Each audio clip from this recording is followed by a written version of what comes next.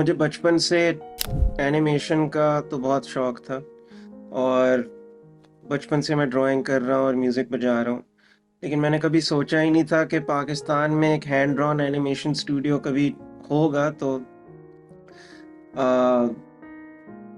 जब वक्त आया कि मैं अपनी फ़िल्म बनाऊँ, तो मैंने इसी मीडियम को चुना और इस फ़िल्म को तकरीबन 10 साल लगे, लेकिन प्रोडक्शन को 10 साल नहीं लगे। हम लोगों को ट्रेन भी कर रहे थे, स्टूडियो खड़ा कर रहे थे और फिर फुल ब्लोन प्रोडक्शन हमने 2019 में शुरू की।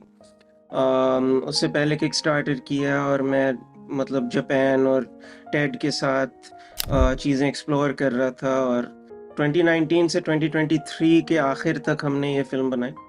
और बस एनिमेशन का बहुत शौक था, इसलिए मैंने कहा कि हम 2D हैंड ऑन एनिमेशन में द ग्लास वर्कर को बनाते हैं। हम जो भी मार्केटिंग जो हम कर रहे हैं, पहली हैंड ड्रॉन एनिमेटेड फिल्म है। जो फिल्में पाकिस्तान में जो पहले आई हैं एनिमेटेड फिल्में, वो कंप्यूटर एनिमेशन है। कंप्यूटर एनिमेशन और 2D एनिमेशन में बहुत फ़र्क है। कंप्यूटर एनिमेशन में आप CGI के ज़रिए जो कैरेक्टर्स जो आप बनाते हैं, उनकी मूवमेंट सब कंप्यूटर में करते हैं। उसमें भी बहुत आर्टिस्ट्री चाहिए होती है और बहुत मेहनत का काम है। 2D एनिमेशन में पूरी जो फ़िल्म जो नज़र आती है, दिखने में वो पूरी हैंड ड्रॉन है और हैंड पेंटेड है। सारे बैकग्राउंड्स हाथ से बने हुए हैं, सारी एनिमेशन हाथ से बनी हुई है और वो ड्राइंग्स जब हिलती हैं तो मूवमेंट नज़र आती है। तो इस हिसाब से हम कह रहे हैं कि this is the first hand drawn animated film. The Glass Worker is a coming-of-age story about two children from separate walks of life. One an apprentice glass blower learning from his father, and the other a prodigious violinist struggling to find her own unique voice on the instrument. And the film follows both characters through their formative years as the growing threat of war strains their relationship. तो उनकी दोस्ती के बारे में, जंग के बारे में और जो हालात जिनसे वो गुजरते हैं, उनकी रिलेशनशिप कैसे अफेक्ट होती है। 26 जुलाई हम पाकिस्तान में रिलीज़ कर रहे हैं और हमारा जो वर्ल्ड प्रीमियर है वो NSE इंटरनेशनल एनिमेशन फेस्टिवल में हो रहा है। बहुत ही पुराना और प्रेस्टिजियस एनिमेशन फेस्टिवल है और हमारी पहली फिल्म उसके लिए चुनी गई है ऑफिशियल कंपटीशन, तो हमें बहुत खुशी हुई। स्टूडियो के जो पार्टनर्स हैं वो मैं, मरियम और खिज़र रियाज हैं।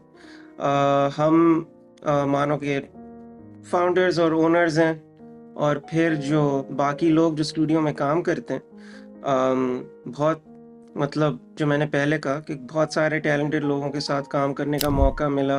हमारे animation director Aamir Rifat, character designer Sofia Abdullah, हमारे जो लीड एनिमेटर्स हैं साइब इरफान, यमुना हक, शहज़ीन ख़ान, फ़रिया रईस ख़ान, बहुत सारे लोगों के साथ काम किया। अंग्रेज़ी डब के लिए हमने बहुत सारे अल्हम्दुलिल्लाह मशहूर हॉलीवुड एक्टर्स के साथ हमें काम करने का मौका मिला। आर्ट मलिक जो पाकिस्तानी हैं लेकिन ब्रिटिश पाकिस्तानी हैं, उन्होंने आर्नल्ड श्वार्ज़नेगर के साथ एक फ़िल्म है ट्रू लाइज़, उसमें काम किया था और वो अभी BBC के लिए और डिज़नी के लिए भी काम कर रहे हैं।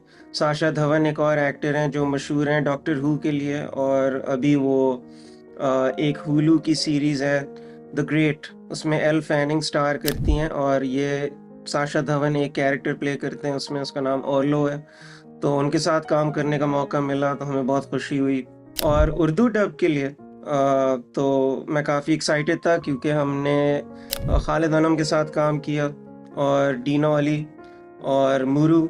बहुत सारे फेस्टिवल्स इंटरेस्टेड थे, लेकिन हमारे जो सेल्स एजेंट हैं जो पेरिस में हैं, उन्होंने कहा कि इस फिल्म के लिए NSE सबसे अच्छी जगह है क्योंकि वो एनिमेशन फेस्टिवल है और जो लोग जो ऑडियंस में होंगे उनको मतलब एहसास होगा कि हमने पाकिस्तान में बैठ के क्या किया है। तो NSE में वर्ल्ड प्रीमियर कर रहे हैं, कैन में हम मार्केट स्क्रीनिंग्स कर रहे हैं, लेकिन NSE में वर्ल्ड प्रीमियर होगा। काफ़ी एक्साइटेड हैं क्योंकि मांडवी वाला एंटरटेनमेंट और जियो फिल्म्स ने मतलब बहुत सारी ब्लॉकबस्टर फिल्मों को रिलीज़ किया है और वो हमारी फिल्म में कुछ देखते हैं।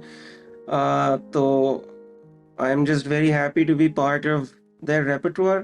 फिल्मों का शौक मुझे है, जो जापानी फिल्में जो मैंने देखी हैं बचपन से जो मैं देखे आया हूँ, इसमें हमेशा एक सेंट्रल थीम होती है कि despite difficult circumstances you find reasons to keep living. आप आगे बढ़ते रहें, तो चाहे ज़िंदगी में जो भी हो, جتنی بھی مشکلات آئیں you have to keep moving forward.